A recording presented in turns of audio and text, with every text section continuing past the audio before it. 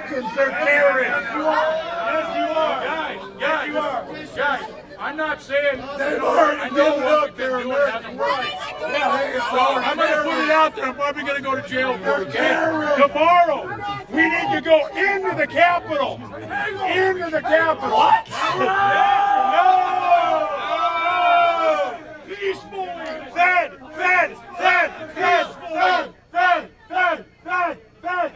Peacefully. We are freedom. We are peaceful. That's what it's about. It's not about hurting somebody. I'm not going to argue. I want to stand up for a right. I agree with you. I agree with you. But tonight, I know. in fact, tomorrow, I don't even like to say it because I'll be arrested. Well, let's not say We it. need to go. I'll say it. All right. We need to go in. Shut the fuck up, Boomer. To the Capitol. Let's go! Saying his optics Base Fed posting? All right. We need to go into the Capitol. I didn't see that coming. Okay. Hey. Oh, there he is. This is a diversion. There he is. Guys, you're getting off the subject, man. We're here for another reason. These guys are, you know what? This guy. No. You want to fight? Did you fight for your country? No, I am not. Okay, I'm here you're not fighting going to right fight. now. He's fighting right now. Yeah, okay. Wait, okay, you beat Grandpa to all these people, then you No, we don't agree with him. No, we don't. Come on. Guys, come on. Don't lose focus. This is a diversion. They're here to divert you. You're a diversion. You're every time we're doing something, he runs up and is like, no go. That's right. We should just vote in the next election. We'll Keep change the the focus, world. guys. You're not here for this garbage. You don't tell us what we're here for. No, guys, he's right. He's right. Why do you keep coming in everyone's business? Why don't you mind your own? Trying to keep the media from turning this into that crap. The media calls us Nazis. You fucking retard. Are you serious? No matter what we. Hold my backpack.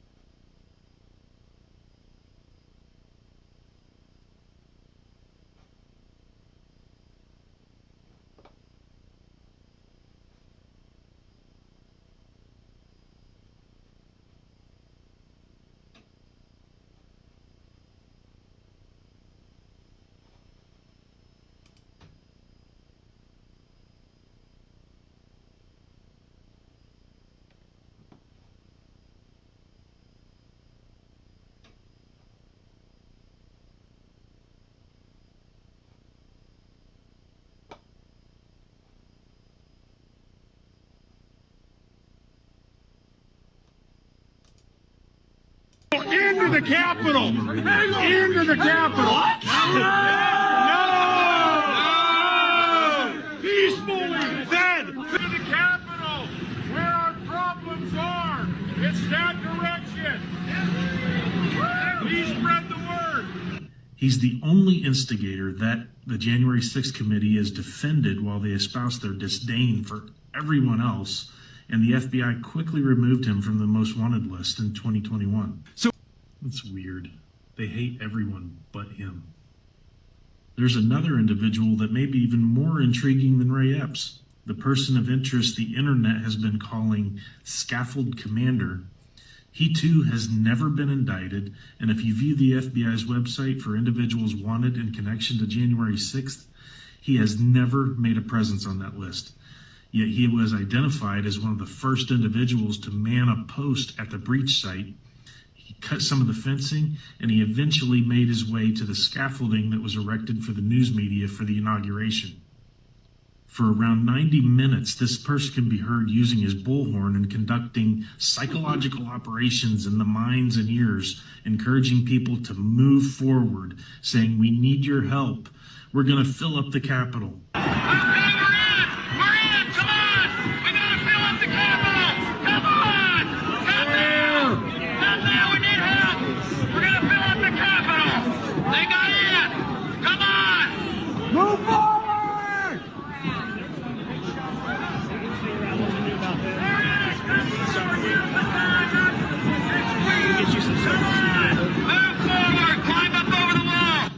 The Scaffold Commander, he's never been identified by the news media or law enforcement, but he has some interesting and potentially identifying facial features. We can't see his hair in the photo, but the Scaffold Commander, though slightly blurry, it still gives some potentially identifying features. One, his eyebrows gives us an indication potentially of his hair color. His eyebrows appear to be light in color. Two, I ran his photo through an app that clears blurry photos, and the app identified the color of his eyes. Three, the shape of his glasses. Four, in the original January 6 photo, there appears to be a small blemish or scar on his left cheek. And five, his bottom right teeth. Now, one of these features could be a coincidence, but when you add all of them together, it seems like it might warrant asking this person a few questions. How are investigations conducted into people of interest anyway? Many times it's based on matching physical descriptions, right? There is one progressive journalist who seems to have many of the same features as the Scaffold Commander. A journalist that despises Donald Trump and the MAGA movement. Looking at our failure to impeach presidents who should be impeached, I've tried to take on big topics. And when I started working on this book, I was actually exploring the idea of writing a book about the Republican Party and trying to figure out how the party of Lincoln became the party of Trump. Now, let's compare the vocal skills of this journalist to those of the January 6th Scaffold Commander. Don't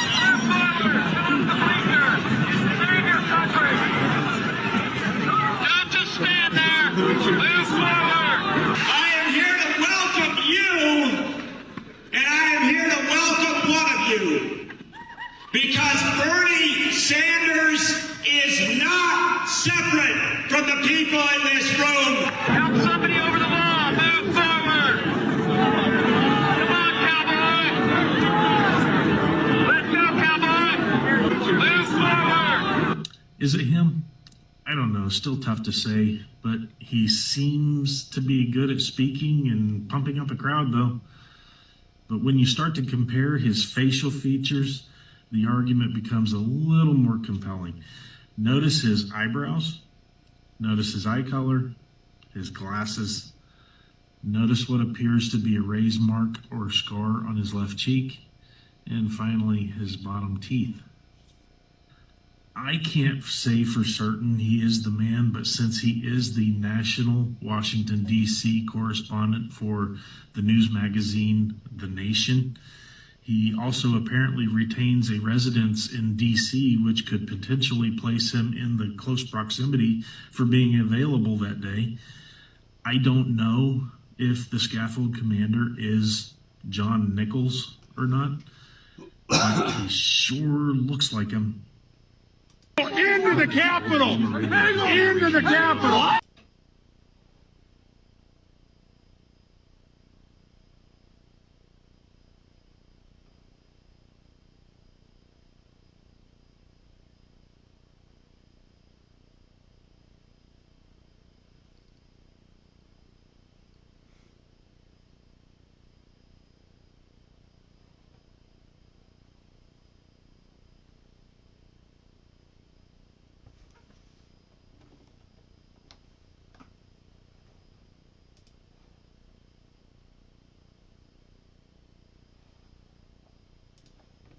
To the FBI.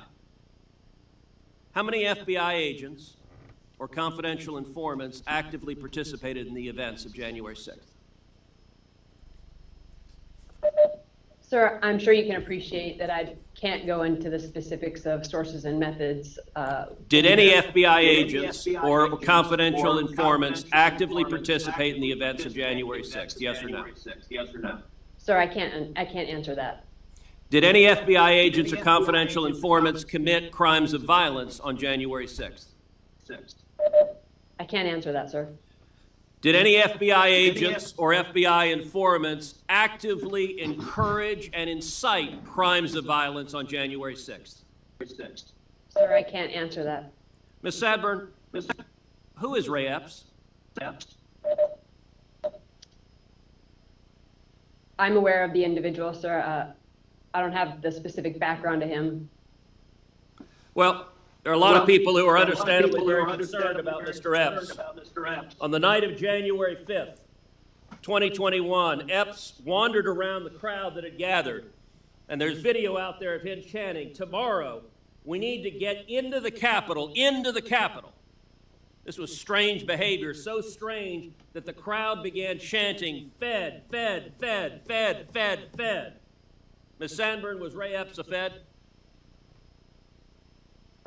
Sir, I cannot answer that question. The next day, on January 6th, Mr. Epps is seen whispering to a person, and 5 seconds later, 5 seconds after he's whispering to a person, that same person begins to forcibly tear down the barricades.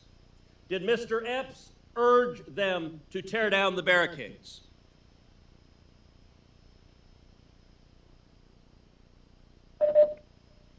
Sir, similar to the other answers, I cannot answer that. Shortly thereafter, the FBI put out a public post seeking information on individuals connected with violent crimes on January 6th. Among those individuals, in the bottom there, is Mr. Epps. The FBI publicly asked for information, offering cash rewards leading to information leading to the arrest. This was posted, and then, sometime later, magically, Mr. Epps disappeared from the public posting. According to public records, Mr. Epps has not been charged with anything. No one's explained why a person videoed urging people to go to the Capitol, a person whose conduct was so suspect the crowd believed he was a Fed, would magically disappear from the list of people the FBI was looking at. Ms. Sandburn, a lot of Americans are concerned that the federal government deliberately encouraged illegal and violent conduct on January 6th. You have confidential human sources dressed as Trump supporters inside the Capitol on January the 6th prior to the doors being opened? Again, I had to be very careful. It should be a no. Can you not tell the American people no? We did not have confidential human sources dressed as Trump supporters positioned inside the Capitol. Gentleman's time has expired. You should not read any. Go on to detail various other individuals. For instance, the breach team. Why did this breach team, that was the initial team to cut the wires and to walk into the U.S. Capitol, why did this team start doing that before Donald Trump had even remotely finished speaking? That doesn't make any sense. Donald Trump hadn't even finished speaking 20 minutes before Trump was done talking. That breach team was already rushing the Capitol. Makes no sense. Why are they so organized? Why are they sitting here like in an organized fashion cutting down the fencing and the wire? I mean, it really is wild stuff, and they go through and they really catalog like what was happening here and what these people look like. It leaves a lot of questions. This guy's called the scaffolding commander. So who is this guy? Why hasn't this guy been arrested? This is crazy. This guy was right up there. He got up on the scaffolding. He had a bullhorn, and then he started shouting orders at people and commanding them. Like it was a military operation. Again, ladies and gentlemen, the fact that you could watch those clips and not have questions about the federal government being involved in January 6th, it's really not possible. We need answers to those questions, and the only way we're ever going to get them is if we get a administrator, a chief executive, elected president who could declassify this stuff. Former Capitol Police Chief Stevenson reportedly has asserted that the protest crowd was filled with federal agents. Are you aware of his assertion? I am not. Would you agree with him that it was filled with federal agents on January 6th? I would really have to see more closely exactly what he said and get the full context to be able to evaluate it. How many agents were actually, agents or human resources were present at the Capitol complex and vicinity on January 6th? Well, again, it's going to get confusing because it depends on when we deployed and responded to the breach that occurred. Obviously, how many were under federal agents? Sure. Yeah, you're talking, and you and I both know we're talking different things here. And please don't distract here because we're focusing on those who were there in an undercover capacity on January 6th. How many were there? Again, I'm not sure that I can give you that number as I sit here. I'm not sure there were undercover agents on scene. I find that kind of a remarkable statement, Director. At this point, you don't know whether there were undercover federal agents, FBI agents in the crowd or in the Capitol on January 6th? I say that because I want to be very careful. There have been a number of court filings related to some of these topics, and I want to make sure that I stick within what's in. I understand that, but I thought I heard you say you didn't know whether there were FBI agents or informants or human sources in the Capitol or in the vicinity on January 6th. Did I misunderstand you? I thought that's what you said. Well, I referred very specifically to undercover agents. Yeah. And so are you acknowledging then there were undercover agents? As I sit here right now, I do not believe there were undercover agents on scene. Any assets? FBI agents. Did you have any assets present that day in the crowd? When it comes to what you're calling assets, or what we would call confidential human sources, that's a place where, again, I want to be careful, much as I said in response to an earlier question. There are court filings that I think speak to this that I'm happy to make sure we get to you, assuming they're not under seal. And that can better answer the question than I can as I sit here right now. In the same June 2021 committee hearing, you told us that the FISA court, quote, approved FBI procedures, minimization procedures, collection and procedures, querying procedures, did not find misconduct, close quote. That's what you said. Specifically, you said the FISC found no misconduct. Yet 3 months later, the Inspector General found widespread problems in FBI's FISA applications, raising serious questions about the FBI review process of applications, including hundreds of examples of noncompliance with Woods procedures, for example. Now to this fella, this character, Mr. Ray Epps. We've all heard of him. We've heard of Mr. Ray Epps. He was number 16 on your FBI most wanted list. He was encouraging people the night prior and the day of to go into the Capitol. And Mr. Ray Epps can be seen at the first breach of Capitol grounds at approximately 12:50 p.m. Play the clip, please.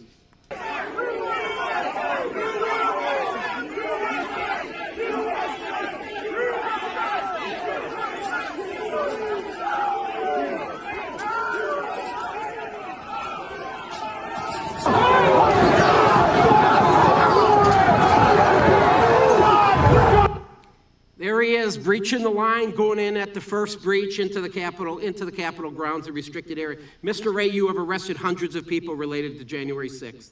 And there have been people arrested for breaching Capitol grounds. Cooey Griffin is an example. Rachel Genko is an example. And then we go to Mr. Brandon Strecka. Brandon was arrested for disorderly and disruptive conduct, which included yelling, I quote, "Go, go, go," as rioters tried to empty the Capitol. These three never went into the Capitol. They never assaulted anyone. So let's be honest with each other.